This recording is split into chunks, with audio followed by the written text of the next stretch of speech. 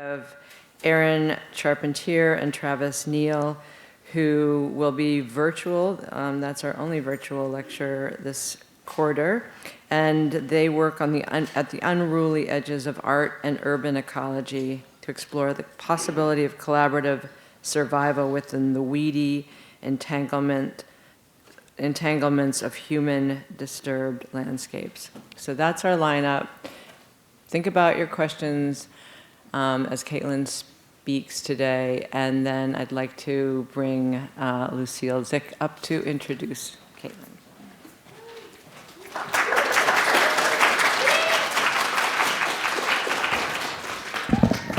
It's kind of short. Oh, it's a little bit of a short mic situation over here.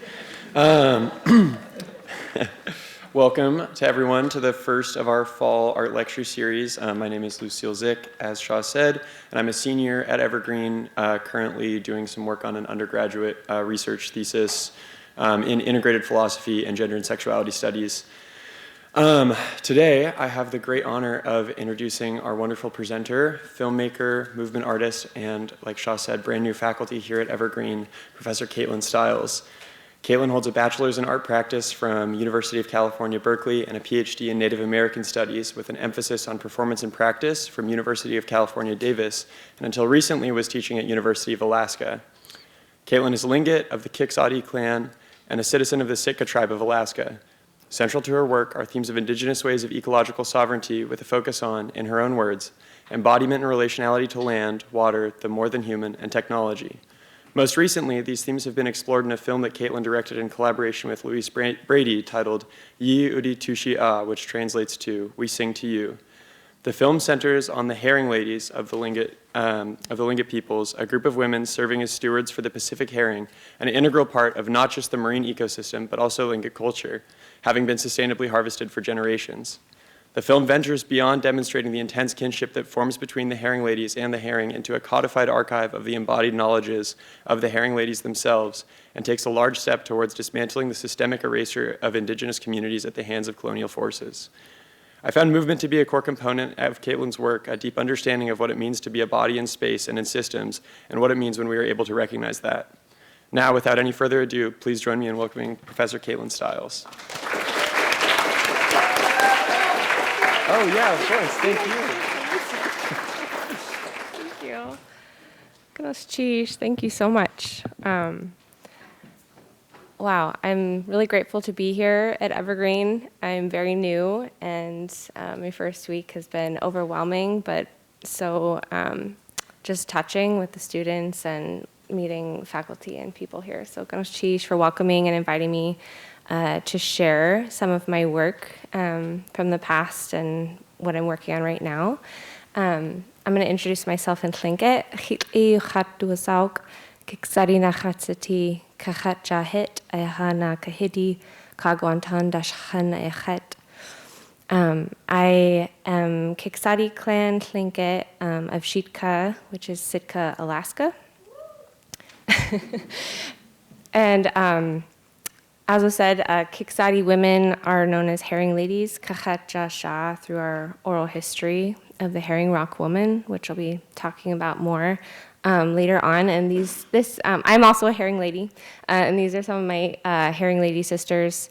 I'm, in this case, filming us dancing with the herring, for the herring. And so I kind of move between filming and dancing also with herring ladies. I frame a lot of my work in this framework of peoples, places, and projects as a frame of relationality. And this is building off work of one of my dear mentors, Jessica Perea, who is Dena'ina, a scholar and musician and musicologist. And she talks about introducing oneself, invites us to perform a decolonizing of our shared space-time. And this is also related to work from feminist science and technology studies. Donna Haraway in particular is talking about challenging this neutral objectivity that we find in academia a lot, and really centering our our positionality and our relationships to people's places and projects. And Donna Haraway calls this the God trick of seeing everything from nowhere, so kind of looking above as if you know everything. But in my work, I'm really trying to come down to the ground and my particular relationships to people and places and what I'm doing as practices. So today I'm going to be sharing my creative collaborations from the past, moving into the present and into the future, what I'm working on right now. And a lot of my work is in the form of creative research or practice as research. And these are, I would say, the three main themes that I'm busy with at the moment, and kind of drawing lines through the work and places I've been. Embodiment, relationality, and improvisation. So I'll be kind of coming back to those themes throughout the talk. So going a little bit back in time, I have a background in classical ballet and then into contemporary dance. I put quotes because I'm also trying to challenge these binaries of traditional and contemporary all the time. But so I had this intensive training and then later found different ways of moving and challenging some of that dance culture that I grew up in and really centering the body and taking care of the body and researching how the body's working, how to move in ways that are good and also in relationship to others. And I also have a classical training in figure drawing, which then I later explored other ways of drawing. I put the toad there because also when I was 10 years old, I wanted to be a herpetologist, which is the study of amphibians and reptiles. My dad is coming from biology, and so I spent the summers hanging out with biologists, doing things like watching wolves in the wild or identifying toad species and rattlesnakes, and it was really important to me growing up. And when I went to college, I was told that you can't do both. You can't do science and art. You have to choose, sadly. And so I really followed this visual art and dance and then into film practice, but the sciences were always important to me. And then I found my way into Indigenous Studies, which is very just interdisciplinary because in my culture, we don't really separate the sciences from the arts. So everything is really interrelated. And I'll come back to that later. And so when I was at UC Berkeley studying art, I was similarly interested in lots of things and challenged by this separation of departments. And I'm also talking about this because it's just so special at Evergreen. One of the reasons I think I ended up here is how Evergreen is really challenging that, right? The separation of disciplines and departments and trying to really look at particular focuses and questions from different points of view and different practices. But so while I was at UC Berkeley, I was creating lots of different work, but I was starting with drawing, and then I ended up doing a painting work that was a dancer painting with her body against the walls that was covered in paper. My professor at the time said, "Oh, you should film it happening." And so I documented this painting happening, and then the film itself became like the work, and I became really interested in media and how the moving image can be a way for me to bridge movement and visual art. And this is just one of the pieces I made during that time with a dancer. After UC Berkeley, because I had this media experience and this background in dance, I got hired with Rap Productions that focuses in documenting dance in the Bay Area. And so those kind of combination of skills led me to that job I did for a couple years. And Lindsay Gauthier is the director now and one of my close friends now and collaborators. And this is her filming one of her pieces. And doing that work, I then kind of gained different skills with technology and working with big cameras and different softwares with editing, but from like an entry point of dance. And then to share some of my dance lineages in San Francisco, this is the late Kathleen Hermisdorf, who is one of the reasons I ended up in Berlin. That's me in one of her classes, and she's also very dear to me. She passed away a few years ago. But she was then teaching in Berlin for a summer, and so I ended up following her to Berlin to do this dance program and also create a film for the dance program. And also just to say, in performance studies, I mentioned Joe Good as well. I was dancing with Joe Good performance group in San Francisco during that time. So I ended up in Berlin. I had a round-trip ticket, but I ended up staying for 7 years with some visits back home. But I was there on an artist visa, and I was doing lots of different things, but I kind of started my own business in documenting dance, because there's actually a high demand in performers wanting their performances documented. So I kind of made a living doing that, and then was also making dance film, which is a whole genre of film that is from the get-go, creating a work with the relationship of dance and media. So you're not documenting dance, you're creating media with the dance. I also had an ongoing practice of portraiture that I've kind of kept with me in different ways, and that led to this practice of witnessing someone in a really intimate way and doing blind drawing.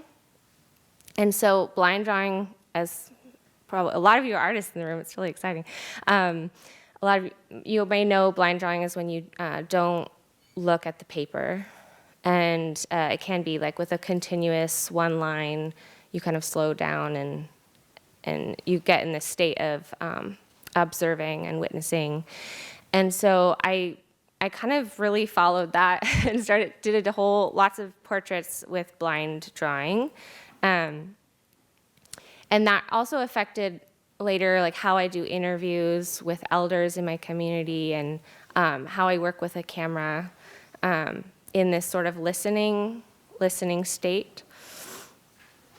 The top one on the right is a performance installation. I also do some sculptural installation work. That was a nest that later got appropriated by other artists in this place called Ponderosa, just outside of Berlin.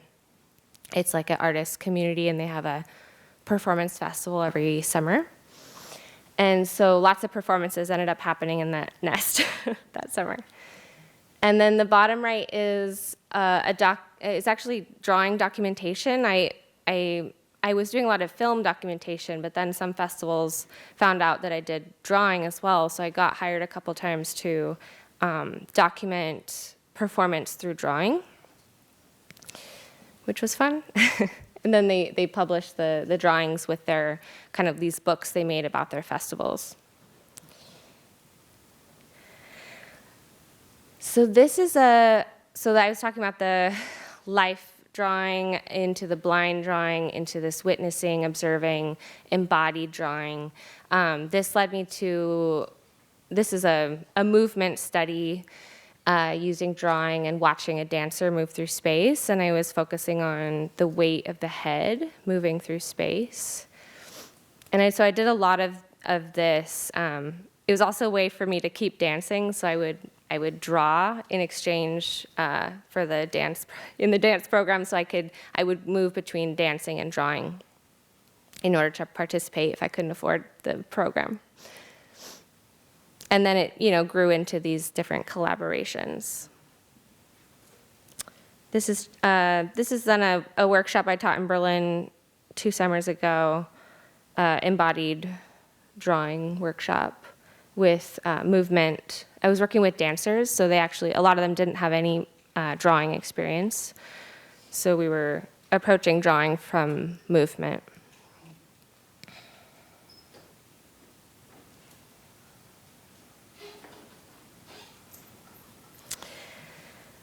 This is just referencing the embodied camera work that I started to develop with a couple other women filmmakers in Berlin. And we created this support system with each other because it is still a very male-dominated field. So we were creating support systems and doing kind of labs of inquiry about what does it mean about consent and ethics with documentation and camera work. And we all had a dance background, so we were all really interested in this approaching technology from the body and what does that mean.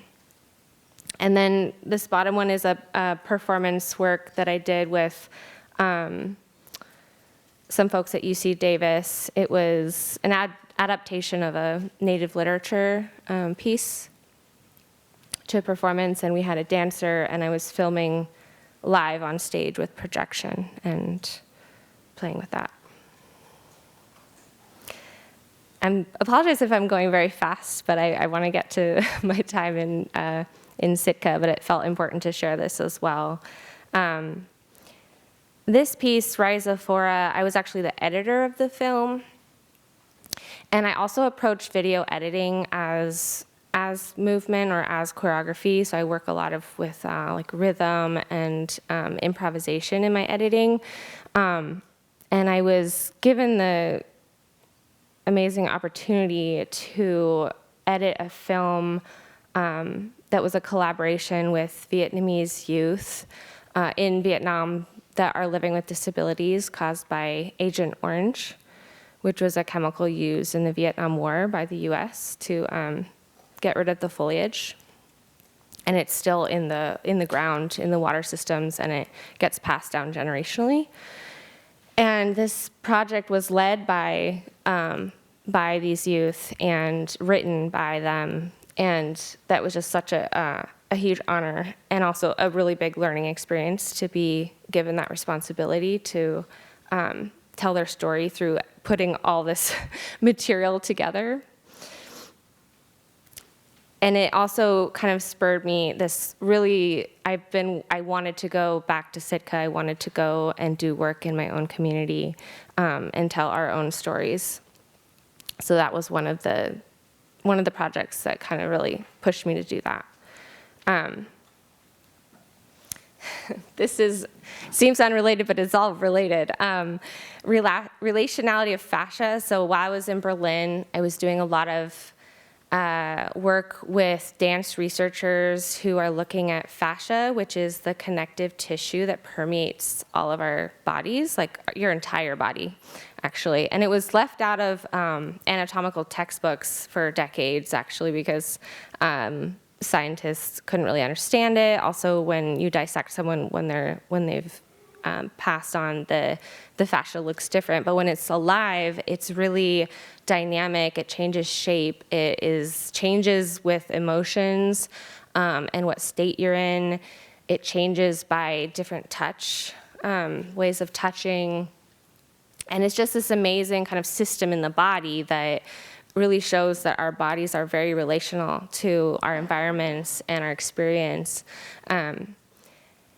And so that kind of led me also to thinking about dance related to different fields and connecting these systems in the body to also outside our bodies and thinking about all these different relationships, which is definitely still present for me now in all of my work, thinking about fascia as one model to think about the body. So I want to share with you 2 films today. The first one is The Earth Will Come, and this is a dance film that I created in Berlin with Kira Kirsch, who's one of my collaborators. She's a dancer that grew up in Berlin, and she is dancing in the forest, in a forest that she grew up as a child. So she was playing in that forest as a child. And it is a film that it just came from a question or a conflict within myself of how sometimes we romanticize nature and separate ourselves from nature, and even saying nature is like a separation. And in the genre of dance film, there's this cliche that happens a lot of this beautiful dancer dancing in the woods.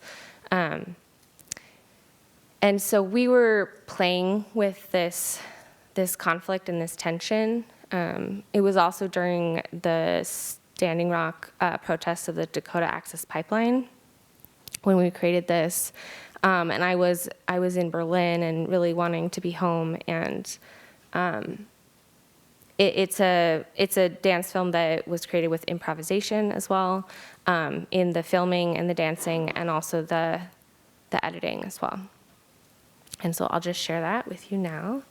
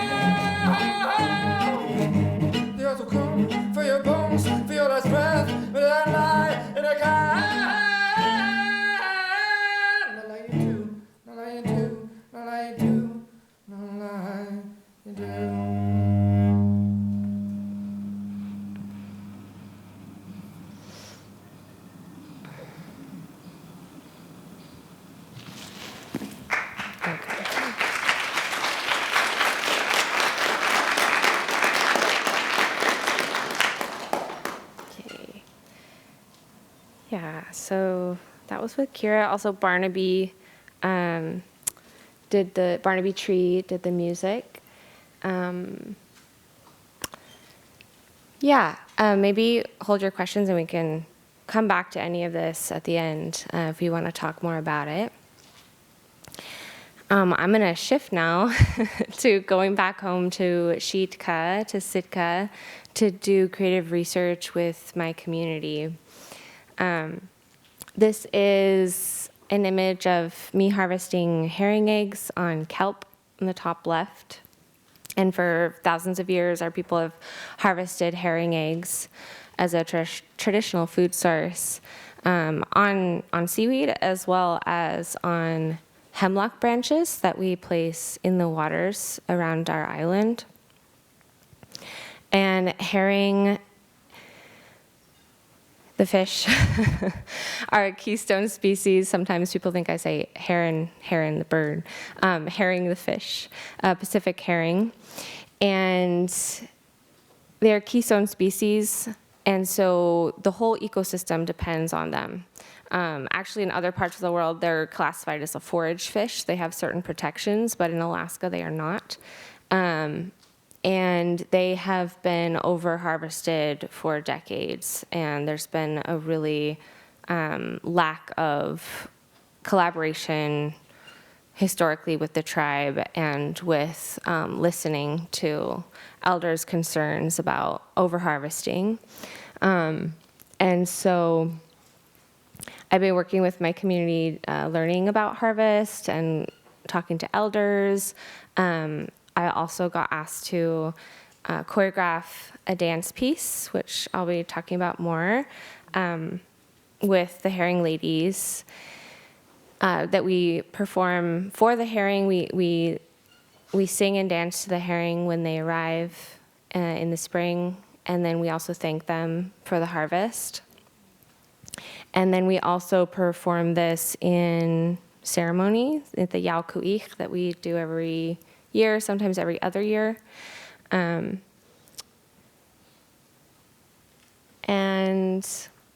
I'll be talking more about these robes as well in a moment. And just to place us, Sitka, Alaska is in southeast Alaska, and where the arrow is, it's right down there. It's currently called Baranof Island, but we call it Sitka, the indigenous name.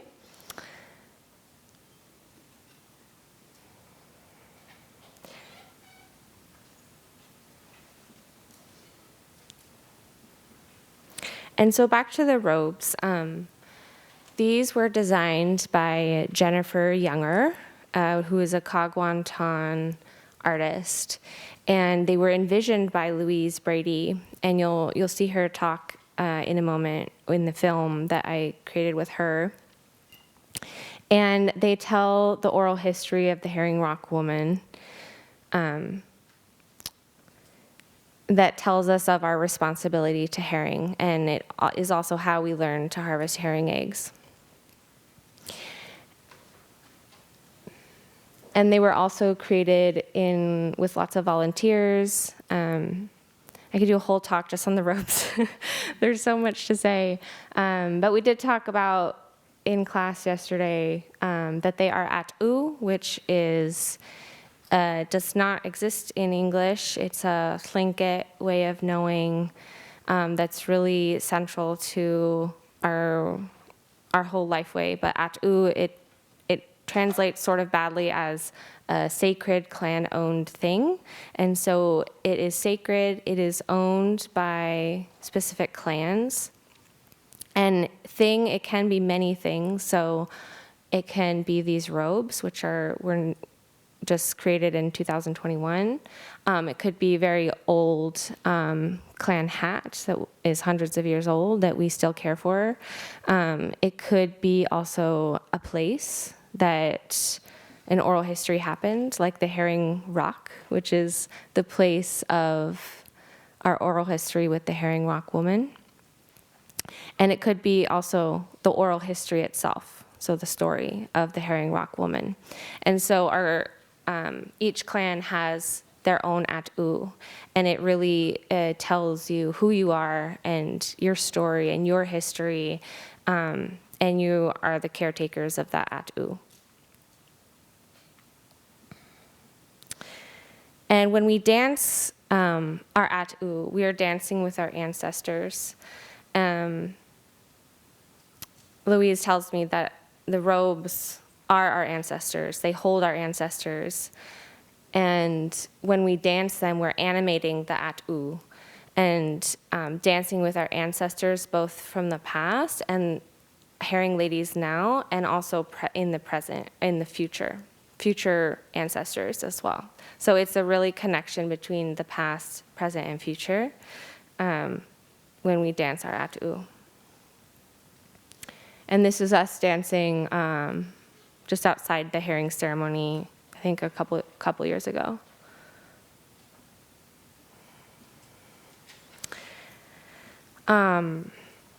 The shame robe, wait, I'm just gonna go to the next slide, was also created a few years ago, 2022. And this is a robe. Traditionally, we had shame totem poles. When someone did something really bad, we would have totem pole made that shamed them. And so this was kind of a development of that as a shame robe to shame the state fish and game for mismanaging the herring.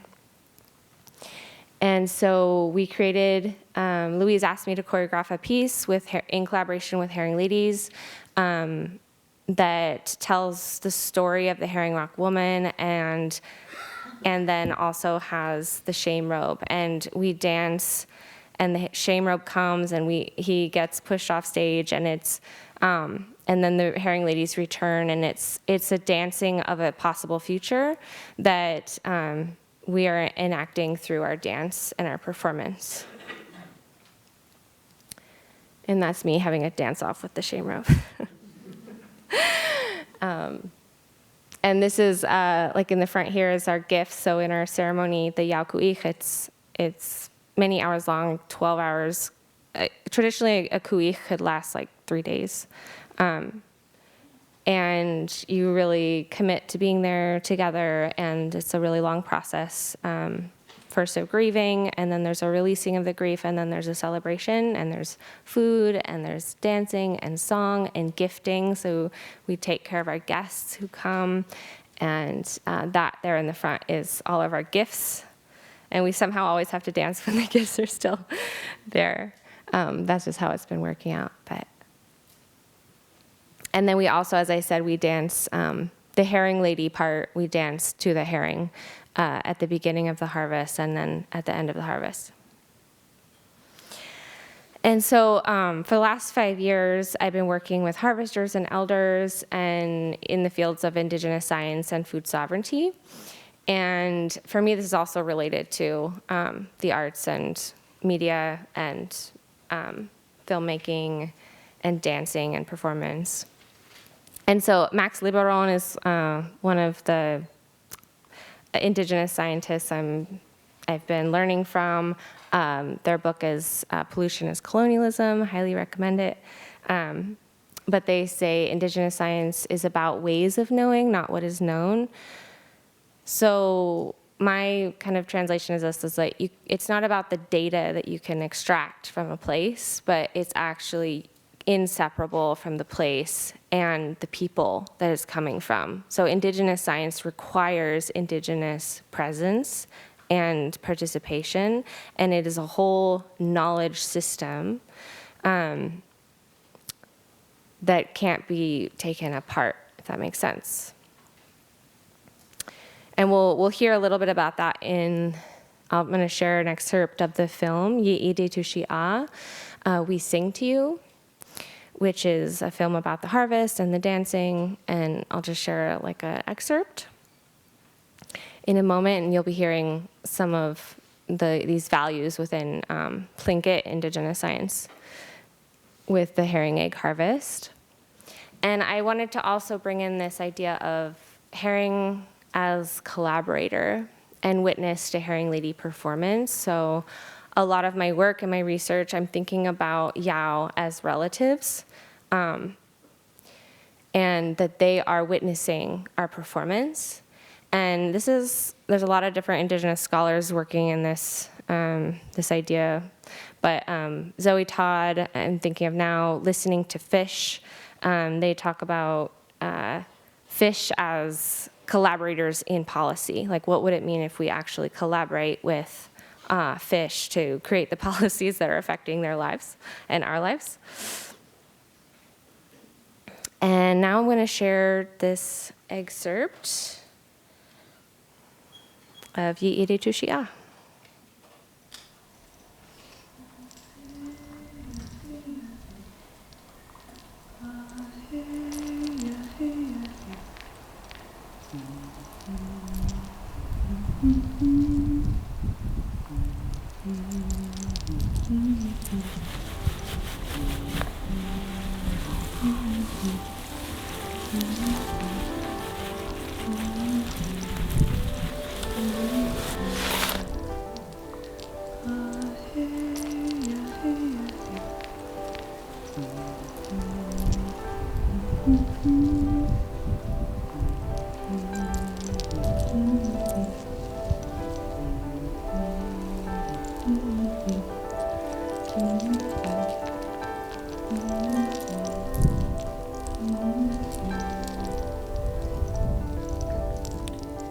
The spirit of the herring, the spirit of spring, is really conveyed in the story of the herring lady.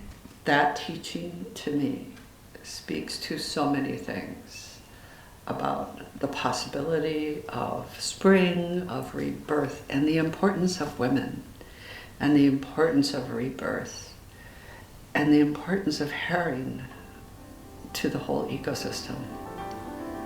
It's such a beautiful teaching, and I really would hope that people would start listening to that, because that's the way that we get back to that sacred relationship.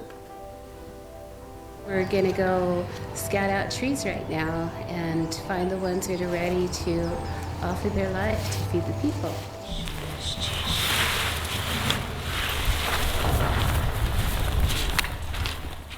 Look how flat the leaves are and how beautiful and nice they're set. I think the herring would love to spawn on this tree. It's a little bit different than the usual ones we get, but I think this one wants to go fishing with us. Tooshí, tooshí, tooshí. This branch is almost a tree until it's settled. Hello.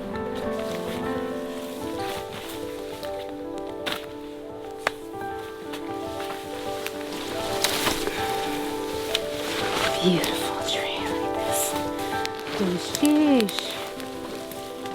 Spirit of the tree. Feeding the people. Tooshí. Oh hey, oh hey, oh hey. Oh hey, oh hey, oh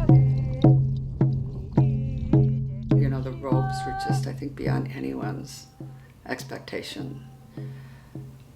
And I hope that many people get the chance to see them, but to see them in motion, because it really warms my heart that, you know, my great-great-great-grandchildren will know this story.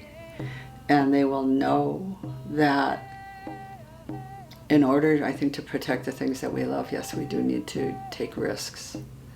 And that happens in every generation, just like I can look back to my great-great-great-great-grandmothers who fought beside the men in 1804 at the fort site. That we hopefully all get to have those examples of courage and bravery and passion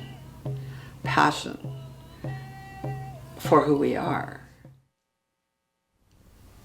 I think that makes the conversation really difficult between traditional harvesters, between Tlingit people, and people who are harvesting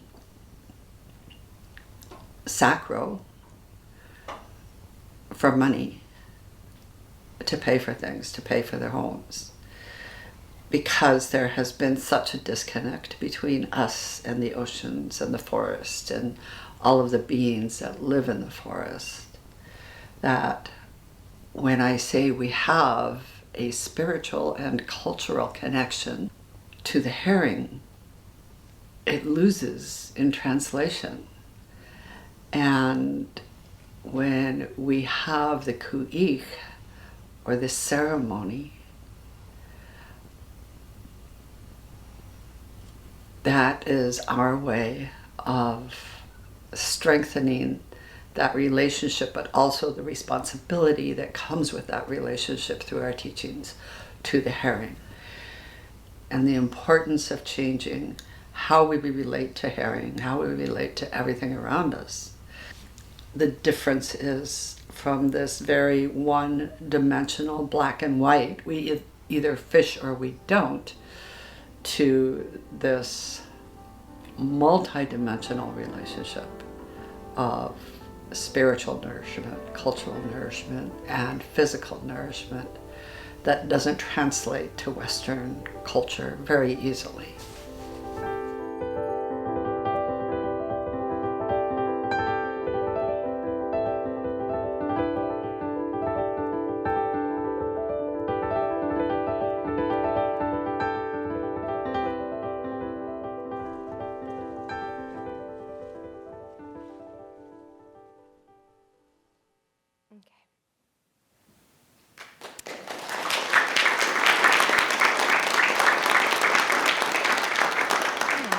So that's just an excerpt, but you could hear that was Louise talking, and Louise Brady, Ḳ'asheechtlaa, and then Paulette Moreno was the harvester that you saw.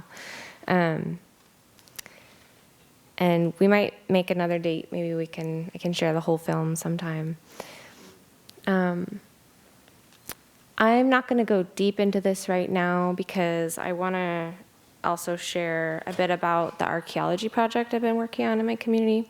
But I will just share that in my PhD that I just finished a few weeks ago, that's part of what I've been doing is looking at colonial processes that have been going on in my community and looking at really a site-specific approach, Yaaw, which is the place of our herring rock. So looking at what happened at statehood, what happened in terms of court cases in 1908, the Davis versus Sitka School Board. Native children were deemed they couldn't go to the white schools because if they weren't civilized. And if they were eating their foods, their traditional foods, which is related to herring. And so there was many processes of oppressing our culture and our languages and our ways of relating to the place and to herring and to many relatives. So this work is a practice of reclamation and resurgence of herring ladies, and looking at how these colonial processes are existing today in the current policies that are in place. So this is an excerpt from the Alaska Constitution. I'll just read part of it. 10 minutes? Okay. Thank you.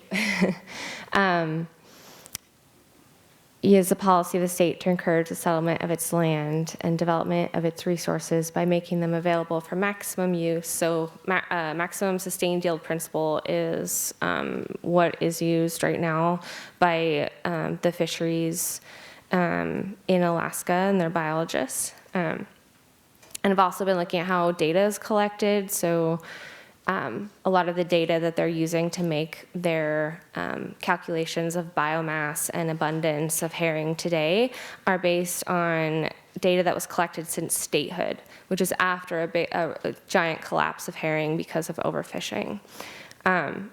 So Max Liberon talks about that really well, of this data and how the ways of knowing that we're using to create policy is important. The language is important, and how we're relating to the land, to our relatives. And this is a quote from Ralph Brady, one of my mentors, and he is one of the Kiks.ádi leaders in my community. And he's saying, you only take what you need, you only take what you need. If I had too many herring eggs, I wouldn't pull another set. That's how we preserve the food that we have available to us. Take what you need only. And so also part of the harvesting, it's reciprocal, right? So we're creating ecosystems with herring by putting hemlock branches in the water that we've been doing for thousands of years, and the herring come to spawn, and some of them we leave in so the eggs can hatch. And it's this ongoing relationship with herring to create the ecosystem for them. I am going to skip a little bit ahead. We're going to just talk about remapping and performance cartography, and then I'm going to jump to some archaeology work that I'm doing, and then we can have questions. But these are two theories that I'm working with in the performance work with my community. Remapping is from Ms. Shwana Goman, an Indigenous scholar, and she talks about how Native women are remapping space and time through Native literature. And so I've been thinking about remapping in terms of our Herring Lady dance at Yaaw, and what is that? What are we doing when we're dancing átjaashaa, our sacred átjaashaa? And recreating those relationships with herring. And then performance cartography is from Renee Paulani-Lewis, who's a Kanaka Ma'ali scholar.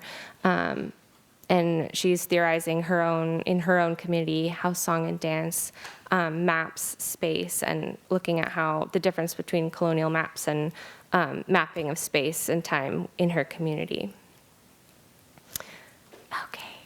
I'm going to skip ahead to, this is a current project happening in my community. In February, we found out that our clan house, Kaxátjaa Hít, which is the Shattering Herring House, which is actually directly related to our herring rock, the oral history. And the house is just directly in line to where herring rock is and was. It was actually dynamited in the 1970s, and a piece was salvaged of the rock by my great uncle, Duck Diedrichson. And it's now sitting in front of our clan, our community house. But the original place where the herring rock is, in terms of the bedrock of the sacred site, is just directly in line, and it's underneath a hotel. You can't see it, it's behind this house. But this is Kaxátjaa Hít. It was not being cared for. It fell out of clan ownership for many reasons. I'm not going to get into that right now. But it was planned for demolish, to sale. They were going to sell it to a non-native couple and demolish it to create housing. And so we fought really hard for a few months in the city planning meetings, in the Historic Preservation Commission, and we ended up we reached out to the local tribal government, and we got help and working with Catland Collective, which is a nonprofit working on revitalizing our clan house culture in our native village. And so we were able to stop the demolition, and the owners sold the clan house to Catland Collective. So it's now safe, and we're engaging in a restoration project. And this is my great-great-grandmother, Xéetl'ee, who was kind of Kaxátjaa Hít matriarch, and she gave birth in that house. It used to be double the size, but there was a fire, and then they sort of restored it and made it half of its size now. And so she gave birth to her 9 children in that house. And one of her daughter, Xéetl'ee, is my namesake. This is an image of the Sitka Native Village in 1878. And this is the tradition, like the older clan house style. And just after this image, we actually were made to tear down our clan houses and rebuild them in more modern style. And so and then they looked a bit more like this on the left. And Kaxátjaa Hít is in one of those back houses back there. And this is the house, what it looks now. This is the part over here that burned down, and now it's coming down. And so we have to do a lot of foundation work, and in order to do that, we have to excavate some of the backyard, and we wanted to do some community archaeology. So we're working with a Indigenous archaeologist and a local college with students to do archaeology behind the house, and it's been amazing what we're finding. So far, we think we found the wall of the original 1888 house. There's probably an even older house underneath that.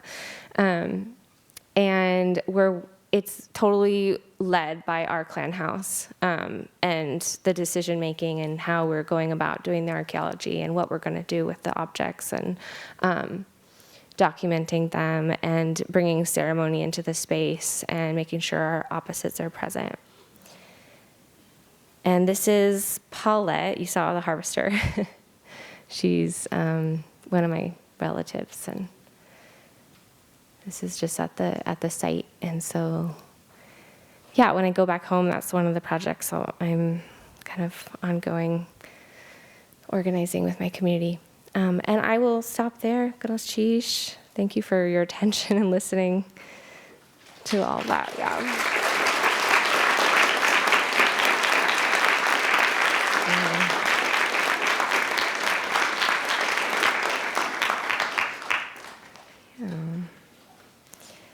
Did you want to, do we just open it up to questions, or? We want this for the recording, so we want to keep it. Okay.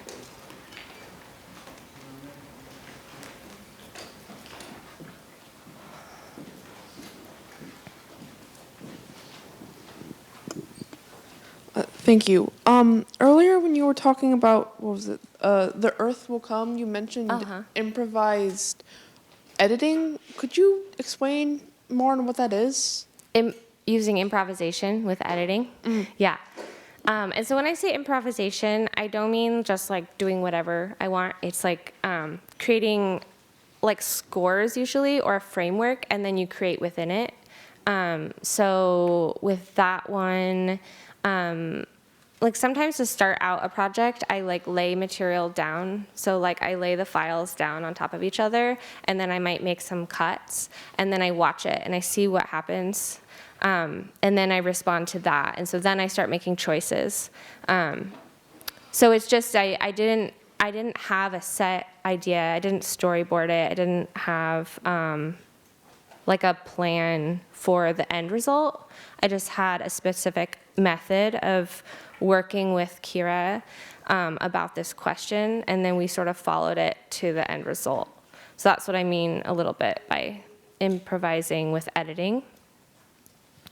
Does that make sense? Mm-hmm. Thanks for the question.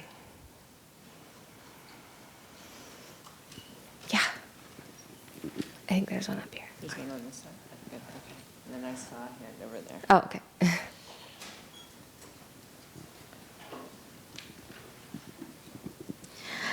Would you, oh my gosh, sorry. Would you say that sort of your Tlingit heritage is one of the things that really connects you with dance, and that being traditionally ballet trained and the Tlingit dance aspect is reflected in a lot of your work? Yeah, it's a good question. I didn't fully introduce myself how I normally do because there was such a great introduction, and then I sort of didn't want to repeat myself. But yeah, I am Tlingit. I'm also, my ancestors are also settlers from Norway, England, and France. And I'm a citizen of my tribe, my nation. But I also hold like lots of relationships to communities and responsibilities that change with where I'm at. So I grew up on Chumash land, and then later found myself in Sitka, which is the home of my mother's people. Yeah, and so that question is a big question. For me, it's been a process of, embracing that all of these practices are related, and relating as a Tlingit woman to these practices.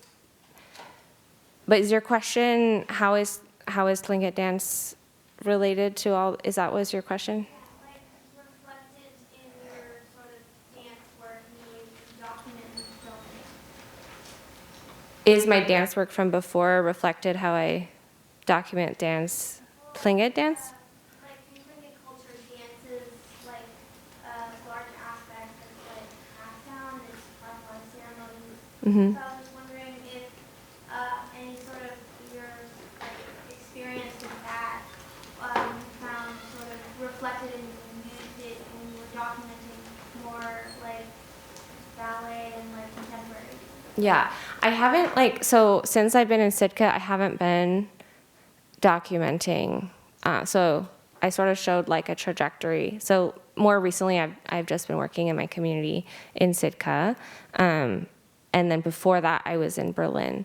But I do think it's all related. And for me, just a big learning process. Like when I'm learning Tlingit dance, that looks maybe quite simple on the outside, but then learning it from people that have been doing it their whole lives, and how actually complex the movements are, and how it's related to the ground and to the rhythm and to the drum, and to how it's related to the song, and how each song is owned by clan and has its own history. Yeah, I don't know if I'm answering your question, but that's my answer. Thank you. Kind of adding on to that, do you think you would, going forward, what do you think your trajectory for your work is going to be? And do you think you're going to return to, motion and art and more interpretive videos? Or combining them with your current work, like... Yeah, so right now I'm gonna be working on a film in the future with documenting the histories of our house, our clan house, and then I do wanna make like a dance film, just thinking about the relationship of body and land that's sort of emerging from this experience. Yeah. I think it's becoming less and less like, for me, separate things. Like I'm not really like going back to like experimental film and more. It's like everything is just sort of becoming more and more related. And when I make something, I'm just making it with all of the tools I have and all of the relationships that are present in the moment. And so I'm becoming less and less like worried about that, or like thinking, oh, I'm gonna do. It's more of like a question is arising, or there's a need to make something. Like that film was actually like a need was being met because my community, those robes were going on a traveling exhibit for 2 years, and we wanted to be able to tell the story of the robes and have them be accompanied by us, and for them to be seen like dancing, so they weren't like lifeless in the museum spaces. And it was a really hard decision to let them go, but the film in a way was a community need. So also sometimes like I guess I'm thinking about, okay, what's needed next, or just following what is happening, what's needed in the community. And also thinking of more of it as like my art practice as a practice that I need to just continue as a person to stay grounded and healthy and process like what is going on. Yeah. Hello. You have a very reserved isness about you, but there have been like moments where you'll pause and like sigh, and it seems like you're trying to hold back all of this passion. And I know in a lot of indigenous cultures, they start very young, like allowing the children to be a part of ritual in community. Mm-hmm. And I'm wondering, like, when was the pivotal moment that you said, like, this is what I want to do? Was it when you were a child, or did the understanding come later? That I wanted to work in Sitka. So I did not grow up in Sitka. Okay. Yeah, so there was a big separate, like, disconnection in my family. due to many like histories of colonization and separation to place and culture. And so it's been like a process of returning or going to Sitka and reconnecting and being kind of like asked to participate and learn, and so I'm like very much in a learning process. Yeah. The excitement, so thank you. Yeah, thanks for sharing.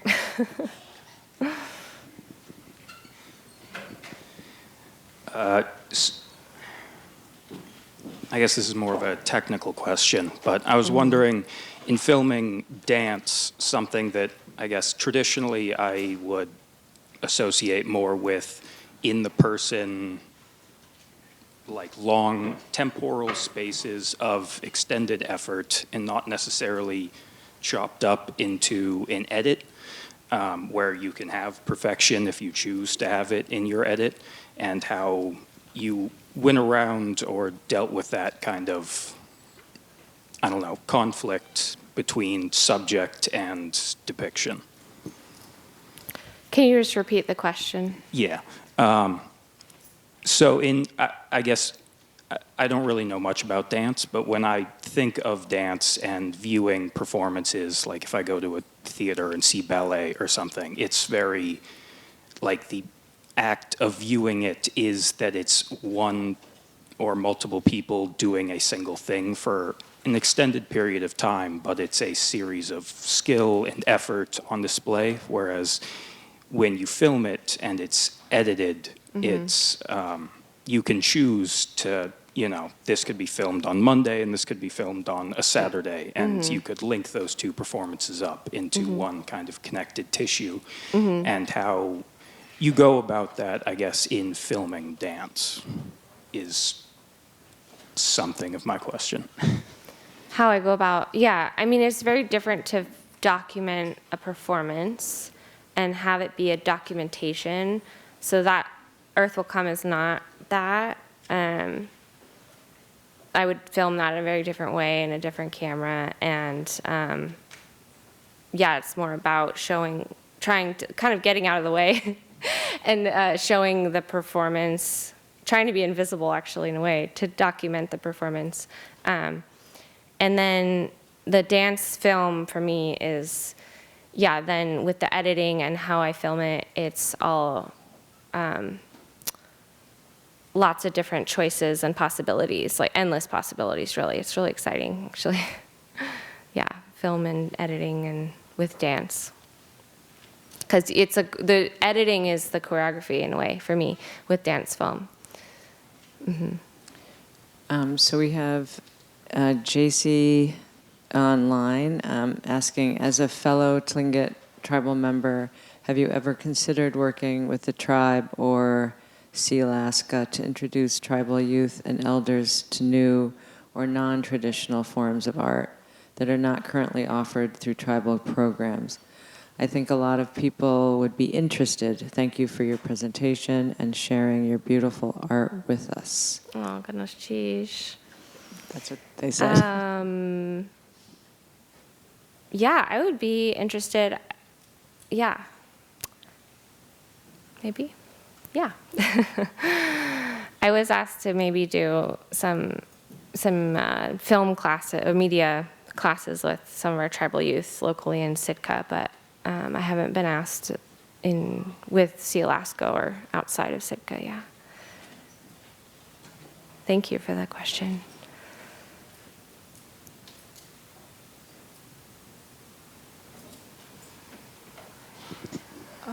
I have a question that's sort of two questions, but it's mostly one question. A word was mentioned earlier that sort of meant sacred or belonging to tribe.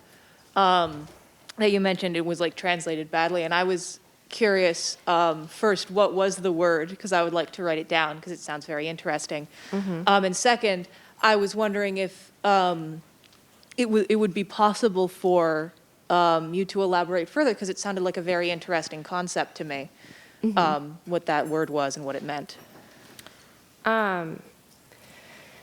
Yes, I can point you to, it's called a text called Ḥ'asheechtlaa, by Nora Marks Dauenhauer, who is an amazing Indigenous scholar of our language, who's passed on now. And in the introduction, there's a really beautiful explanation of at-u, and it's spelled A-T period, O with a accent mark, O-W, at-u. Ḥ'asheechtlaa, H-A-A space S-H-U-K-A with an accent, Ḥ'asheechtlaa, our ancestors. It means our ancestors. Yeah.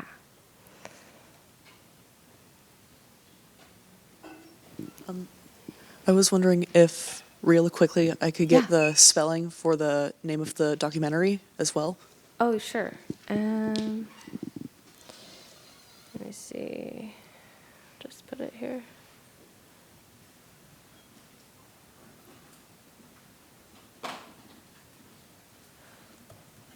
Oh, okay.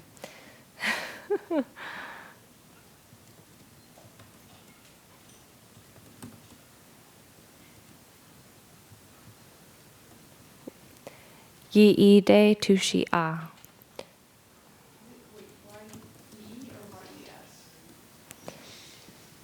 Sorry, yes. I can't see very well. It's here. It's really small. Ah. Okay. There. Now I'll make it. You mentioned this slightly with your own experience, but you were talking about the Western disconnect from spiritual and cultural nourishment, and I was wondering, do you think that when making legislation, how do you think we could prepare that for people who are so like disconnected from ancestry wherever they stem from? And do you think it's important to prioritize reconnecting that, or to put people who are already connected like in positions where they can affect policy? Good question. Yeah, our group, Herring Protectors, which is led by Louise, who you saw in the film, it's like a group that's Indigenous-led, but we work with allies and scientists and activists. And one of the things we do is go to these Board of Fish hearings where the policymakers are for these policies with herring. And we do performances, or we bring our regalia, or we testify. And there's lots of, possible ways we're trying to engage and change people's minds. And because a lot of the policymakers actually have never been to a herring harvest. They don't really know. And Paulette, who you saw in the film, actually brought a herring eggs on a branch once to her testimony and had them pass it around. And one of the board members who makes the decision said, "How do you get it on the branch? Is there an adhesive?" And so that just like shows how there's a big disconnect there and a lack of like knowledge. And so also the herring ku'ik, Louise in the first one she revitalized, she invited all of the policymakers to the ceremony. And so there is this wanting to like invite in and to this way of relating to herring and why it's important to us, yeah.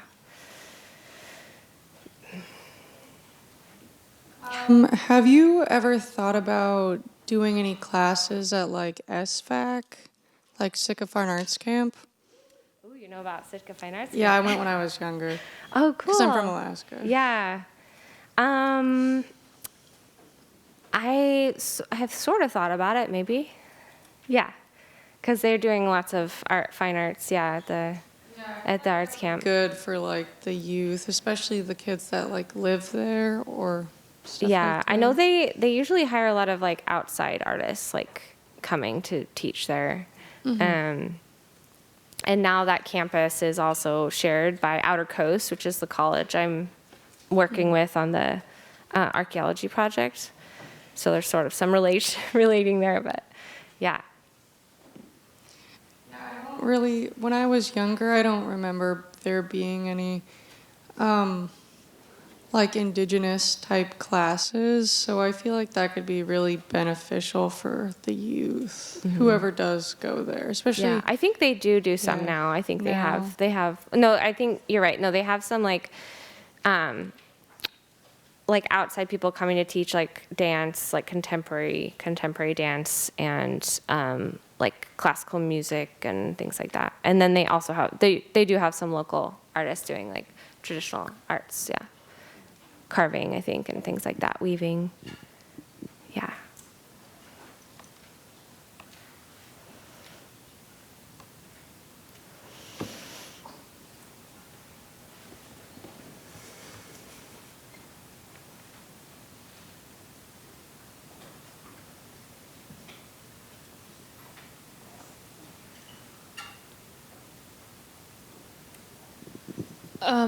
Back to the herring, how do you, like, get it off the branches and prepare it?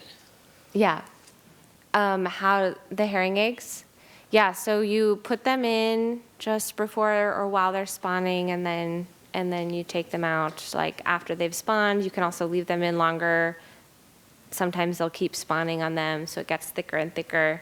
And then you pull them out, and there's different ways to harvest and cut the branches, and then we like save some of them, we freeze them, and then you can like, when they're still on the branch, there's lots of different ways to do it. People do it all different types of ways, but you can just take the eggs off, or you can keep them on the branch and dip them in hot water to like blanch them. And then people do all kinds of things with them, like herring egg salad, or you could herring egg sushi, or you could just eat them raw too. That's how I like them best, like off the boat. Yeah, or on seaweed too. You can just eat it off the seaweed. Yeah. Oh, I think they went there.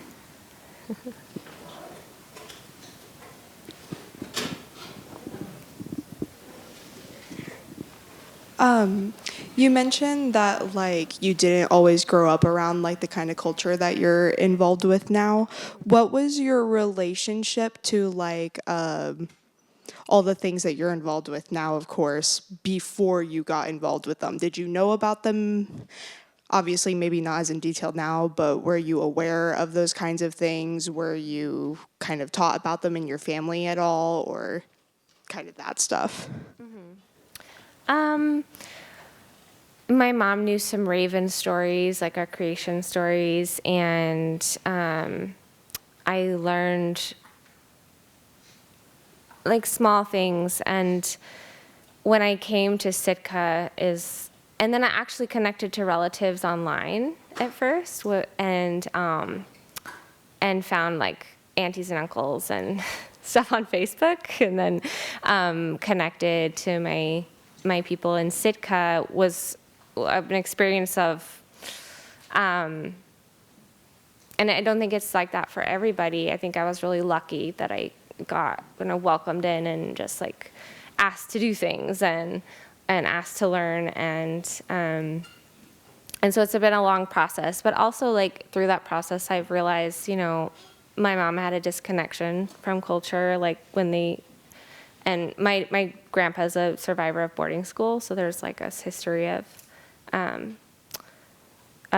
disconnection, but at the same time, we keep that connection, and we have that embodied in us as well, that knowledge, and our culture is still alive and well and thriving. And so it's this like, it's like holding many things at once. Like there's a lot of loss, but also like we are strong and surviving, and also this idea of no culture has shifted also for me, like noticing now that I'm learning more about the culture, I'll be like, oh, my mom is so Lingít, like, or when she was doing that, like, or when she was the way that she was and the value she was teaching me. And so like my view of like what the culture is has also sort of expanded, that it's like shared by the people, and we're all in this like process of regeneration and reclaiming. Yeah. Thanks. This might be more of a simple question, but do you also harvest the herring or just the herring eggs? Yeah, we also harvest the herring. Yeah, just not in mass quantities like the commercial fisheries.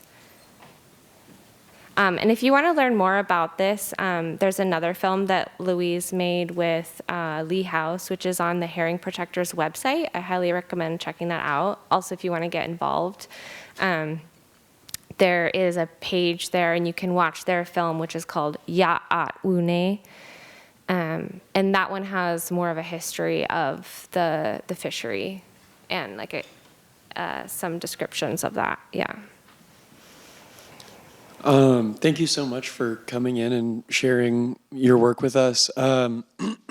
Excuse me. I was curious, in that process of regeneration that you were just talking about, like as you've spent more time back at Sitka and like spent more time with the tribe, how has that shaped your relationship to academia and like the art world? And I mean, obviously your own practice. Yeah, it's really shaped it a lot.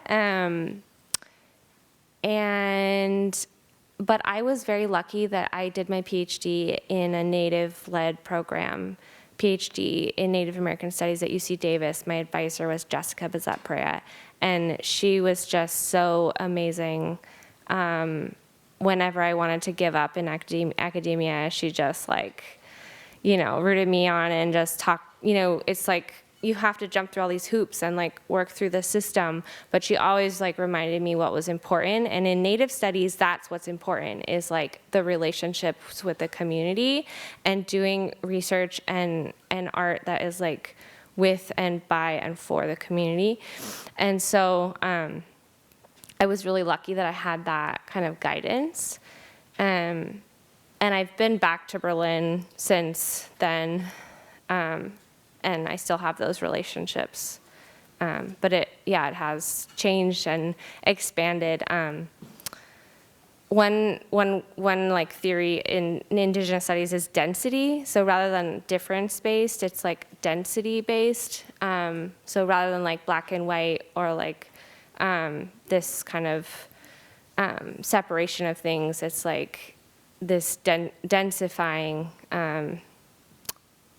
my experience and knowledge and identities and relationships over time. Yeah. Thank you for the question.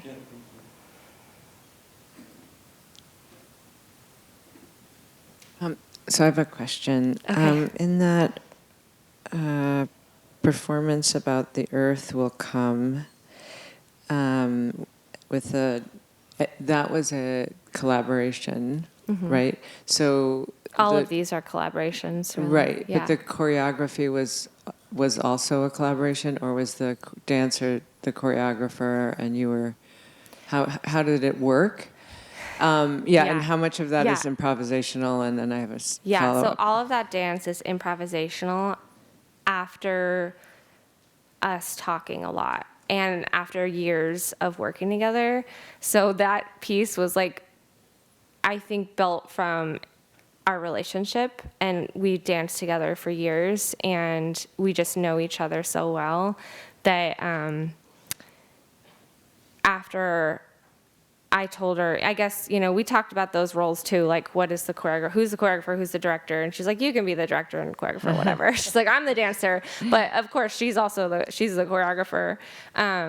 But also in this case, like directing is also part of the choreography, so these roles don't really work in like a lot of my cases with the film now. These like kind of traditional like roles in film don't really work for me, so I use them, but it's more of like multiple roles. Right. Okay. So, and then there seems to be an underlying sort of thematic component to the way she's dressed and the relationship of the dress to the dirt and the ground and everything. And I am interested in sort of, I love this concept of density and also fascia, and that these things don't have to be either or, but there does seem to be a big change in the way that you're working once you are working with community from the individual, which is more the dance and the earth will come. And this is much, it seems less about the individual and more about community. And so thinking about density and bridging those worlds, I'm very interested in how you think that will happen. And I think there are lots of questions so far were around these as if they're separate and how they influence each other. Yeah, that's a big question. I guess I'm in process with that. Because going into my community and having this like toolbox of experience and tools to like make something that is for the community is a different thing than what I was doing in Berlin. And so I use certain, like, I think of, ballet and all these different dance things I've done as more vocabularies that I have now that I can just draw upon. And yeah, I didn't share this, but I did have a work in progress where I was working, it is a bit more of working with media that I created in the community, but it was like it's like a solo experimental piece where I'm dancing with a raven's tail apron, but to like Teebs, which is like, so yeah, and Nicholas Galanin is one of my friends and has a big influence on me as well. And he sort of says we can do whatever we want, so he's, yeah, and I'm sort of figuring out what that means. Thank you for your question. Thank you all so much. Thank you.